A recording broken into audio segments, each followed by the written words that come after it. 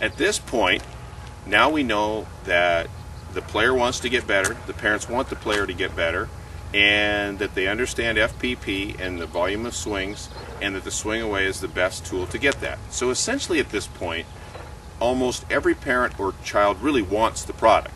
There's not a lot of question at that point. They typically want the product. So now it becomes a closing of the sale. What we have to do at this point is find out their interest level and also start to explain to them the cost of the product, which varies obviously based on the different models, but get them to see that cost compared to what they're already spending on, number one, bats, which do not help them become better hitters. They must understand that the $200, $300 bat did nothing to help their child.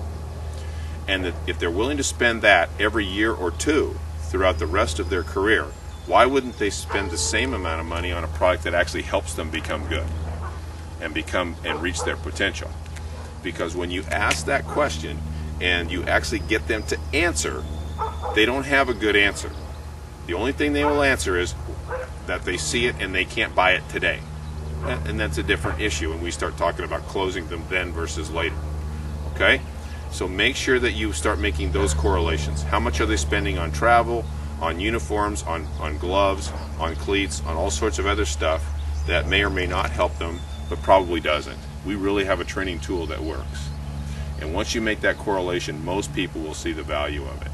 And a lot of times if they're asking questions of you, that is, those are buying signs, just like they are in any other sales. If they're asking questions, absolutely answer them.